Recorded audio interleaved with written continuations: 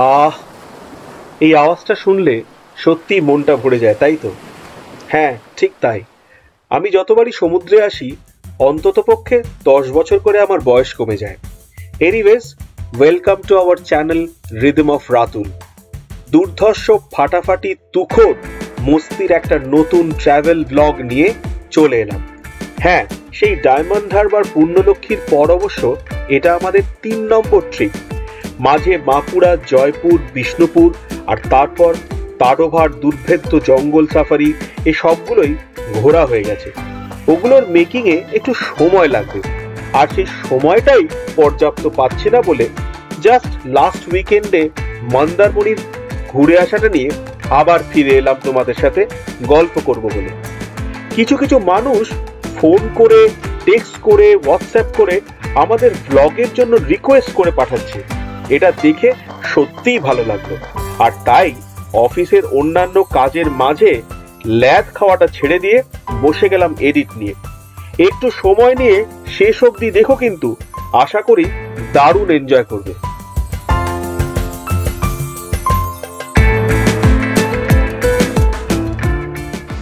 সূর্যটা সবে উঠছে।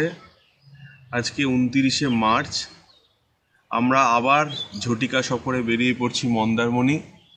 তাড়োবা থেকে ফিরে এসেছি, বেশি দিন হয়নি। বাপি আর সংযুক্তা বলল চলো না কোথাও একটু ঘুরে আসি। এটাকে আউটিং বলা যেতে পারে। ঈদের একটা ছুটি আছে সোমবার, তাই শনি, রবি, সোম গতকাল রাত্রিরে প্ল্যান করে আমরা বেরিয়ে পড়ছি Mandarmani. Welcome to rhythm of Ratul. আজ মার্চের 29 তারিখ সকাল 8টা বাজে।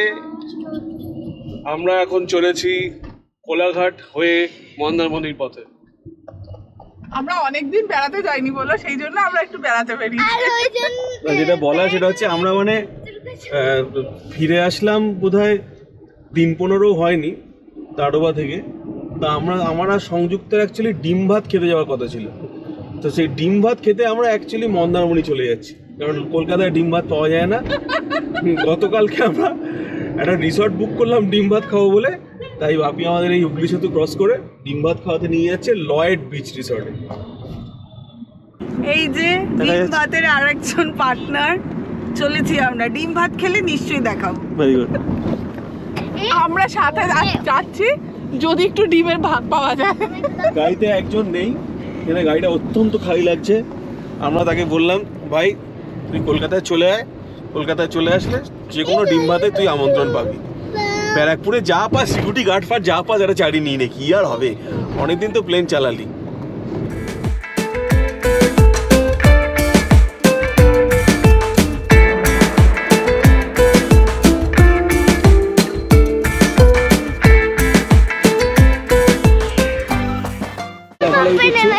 কত থাকে? 38 38 না 40? 38। এই টায়ারটা একটু প্রবলেম হচ্ছে, আমরা টায়ারে পাওয়া যায় না। ওদের 100 টাকা নিয়ে নেবে তো। স্টেপনিটা আমরা একটু চেঞ্জ করে নিচ্ছি, কারণ লং ডিস্টেন্স যাবো, একটু অসুবিধায় পড়তে হলো। বিরক্তিকর। স্টেপনিটা একটু চেঞ্জ করে নিচ্ছি, আমরা লং ডিস্টেন্স যাবো তো সেই জন্য। এইসব বাপিরা আগে করতে পারেনি? না, করতে পারি, বুঝতে পারিনি যে 4-5টা হাতি উঠে যায়, বুঝতে পারিনি।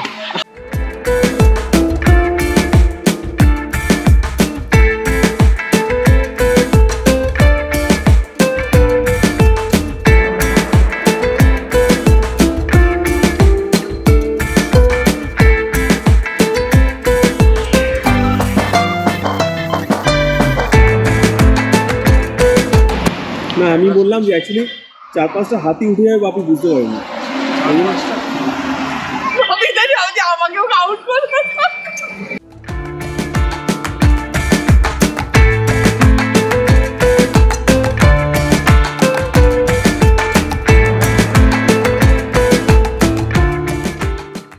আমাদের হালুমুলুম বলছে, আর আমি ওয়েট করতে পারছি না, আমি রওনা দিলাম।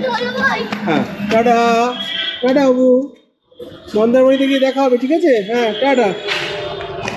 মন্দারমণি যাওয়ার আগে আমরা একটু এনার্জি নিয়ে নিচ্ছি। বাপি গাড়ি থেকে নামিয়ে দিয়েছে, দিয়ে আবার ডাবও দিয়ে দিয়েছে। খাওয়া শেষ? আমারও খাওয়া শেষ।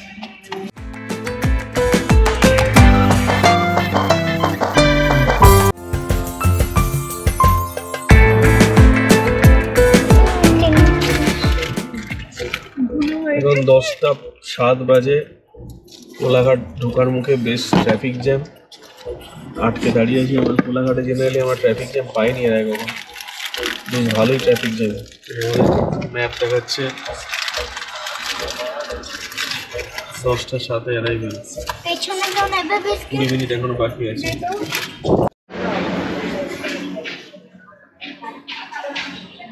সোনার বাংলা আমাদের পৌঁছে গেছে, ছাড়ছে না।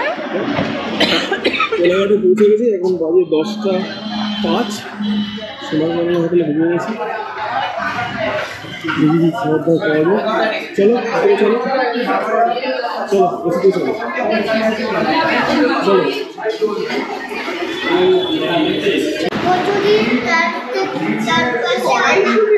কড়াইশুটি কচু,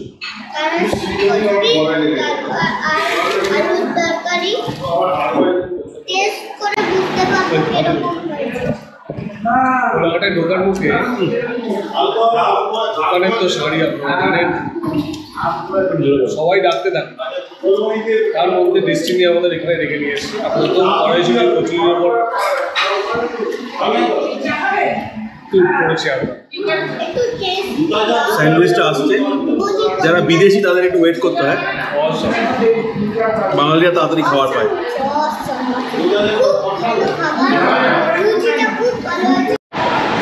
বিদেশি খাবার দাবার জন্য তো অপেক্ষা করতে হবে। আমি ঠিক 7 মিনিট বাদে স্যান্ডউইচটা পেয়েছি, কচুরি পাওয়ার 7 মিনিট বাদে। বেশ ভালো খেতে, খারাপ না। ডিমও আছে, আমাদের ডিমের অমলেট আছে, কচুরির তরকারি আবার রিফিল করে দিয়ে গেছে।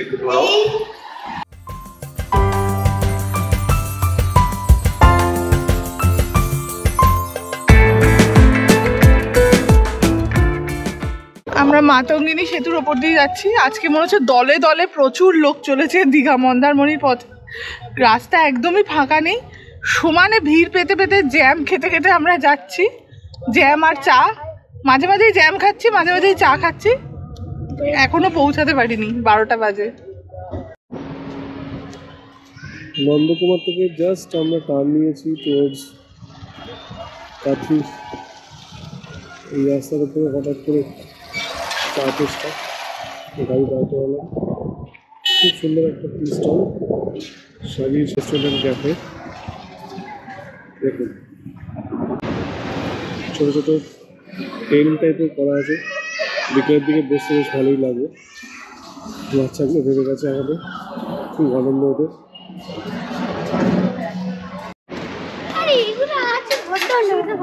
চলো, কি সুন্দর একটা চায়ের দোকান দেখে বাপি দাঁড় করানো। চলো বসি।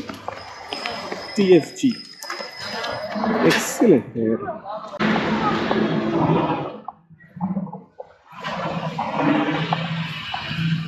ছোটো ছোটো কি সুন্দর হাট মতন করা হয়েছে, তার সাথে গাড়ি করে করে ঘুরেই যাচ্ছি। চা সুন্দর পারফেক্ট। দেখতেই হবে, নামটা আর দেবে না, আপনারা দেখুন। না এক্সিলেন্ট। ছেলে এখন চিনি কম দিয়ে খায়, ছেলে এখন দুধ চা খাওয়া ছেড়ে দিচ্ছে। নু ওটা চেঞ্জ করতে পারবে।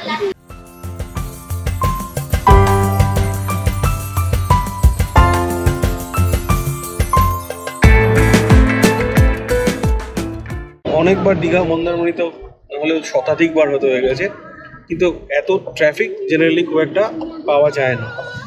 বেসিক্যালি সোমবারে হয়তো ঈদ আছে বলে মনে হচ্ছে যে কলকাতার যত লোক সোমবারে ছুটি আছে ঝেঁটিয়ে মন্দারমণি আর দীঘা তাজপুরে রওনা দিয়েছে। গাড়ি ঠিক করছে লাইন গাড়ি। এখন টেন্টেটিভ টাইম এখানে দেখাচ্ছে ম্যাপে অ্যারাইভাল 2:14, এখনো 1 ঘন্টা 57 মিনিট বাকি আছে, 74 কিলোমিটার। এখন আমরা মগরাজপুর বলে একটা জায়গায় আছি, ফ্লাইওভারটা জাস্ট ক্রস করলাম।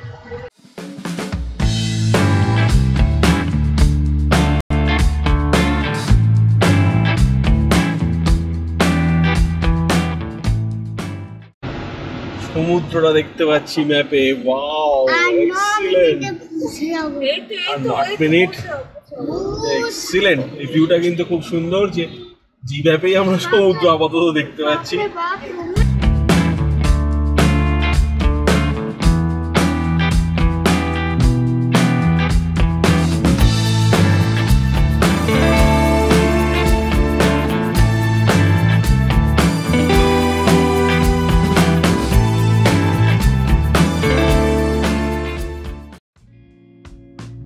ফাইনালি আমরা পৌঁছে গেলাম লয়েডস বিচ রিসর্ট মন্দারমণি। এখন বাজে 2:40, মেবি 45 মিনিটস মতন এক্সট্রা লাগলো। আমি ড্রাইভিং ডিস্টেন্স অ্যান্ড আওয়ার্সের পার্সপেক্টিভ থেকে বললাম, কারণটা আগেই বলছিলাম, রাস্তায় বেশ ট্রাফিক কনজেশন ছিল। যাই হোক, একটা হোটেলস অ্যান্ড রুমসের রিভিউ তো অবশ্যই দেব তোমাদের জন্যে, কারণ মন্দারমণি মানে সমুদ্র, সুইমিং পুল, রিসর্ট, এই তো অ্যাট্রাকশন।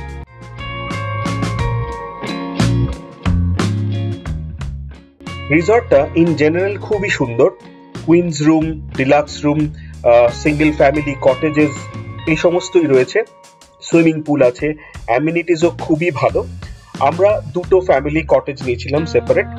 সুইমিং পুলের খুব সামনে আমি ইন জেনারেলি রুমস খুব একটা প্রেফার করি না, কারণ 9টা থেকে 2টো আর 6টা থেকে 10টা বক্স ওভারটা একটু বদার করে। আবার যদিও সুইমিং পুলে এনজয় করবার সময় ওটাই কিন্তু ব্যাপক লাগে। এবার ডিরেকশনটা একটু বলে দিই। তাজপুরের রাস্তাটা দিয়ে ঢুকলে নতুন যে ফ্লাইওভারটা হয়েছে সেটা ক্রস করলেই আজাদ হিন্দ ধাবা অ্যান্ড রিসর্টের যে গলিটা, সেই গলিটারই একদম ফ্রন্ট পজিশনে হচ্ছে লয়েডস বিচ রিসর্ট। আর চাউলখোলা দিয়ে ঢুকলে প্রাইম বিচ রিসর্টের জাস্ট পরেরটাই হচ্ছে লয়েডস বিচ রিসর্ট। মন্দারমণি মোটামুটি এতবার এত জায়গায় স্টে করেছি যে রাস্তাঘাট মোটামুটি চিনি বলে তোমাদেরকে ভালোভাবে ডিরেকশনটা বলে দিতে পারলাম, একদম নিখুঁত ল্যান্ডমার্ক সমেত। কাজেই এর জন্য কিন্তু তোমাদের কাছ থেকে এক কাপ চা পাওনা রইল। রিসর্টের ওয়েবসাইটের স্ক্রিনশট আর কন্ট্যাক্ট ইনফরমেশনটা দিয়ে দিলাম ফর ইজি সার্চ, আশা করি সুবিধা হবে। Children parks, grounds, swimming pool এই সবগুলো একটু একটু করে পেরিয়ে একদম সোজাসুজি রিসর্টটার সামনের দিকে গেলে দারুণ একটা সি ভিউ আছে। তবে সোজাসুজি সিঁড়ি দিয়ে বারংবার সমুদ্রের উত্তাল ঢেউ ভেঙে পড়ে বলে ওরা ওই সিঁড়িটাকে বন্ধ করে একটা পাঁচিল দিয়ে রেখেছে। সুইমিং পুলটা জাস্ট ডান দিক দিয়ে একটা ছোট্ট গেট করে দিয়েছে রিসর্টের মধ্যে দিয়ে, সেখান থেকেই বেরোলে you can step into the sea beach, which is somewhat okay, but directly নামা গেলে হয়তো আর একটু বেটার হতো। এরকম কিন্তু অনেক রিসর্টই আছে মন্দারমণিতে যে ডিরেক্ট হোটেলের মধ্যে থেকে সোজাসুজি সি বিচে নেমে যাওয়া যায়। যাই হোক, মোটের ওপর আমি বলতে পারি ভীষণ কমফোর্টেবল, কোজি এবং একদম পারফেক্ট ফর ফ্যামিলি কিছুদিনের কাটানোর জন্য, উইকেন্ডস ট্রিপের জন্য ফ্যামিলি রিসর্ট এটা বলা যেতে পারে। খুব কেয়স বা ভীষণ আনওয়ান্টেড কিছু হইচই, যেটাকে পাতি বাংলায় কেওড়া ক্যাচাল বলে, সেটা কিন্তু এই রিসর্টে একেবারেই নেই। বেশিরভাগই আমি ফ্যামিলি দেখলাম।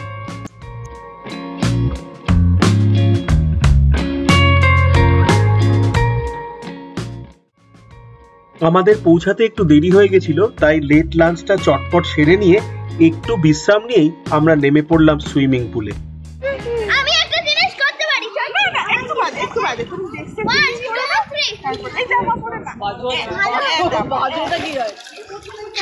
না, আমরা জলের তলায় ধ্যান করছি, চলে এসো।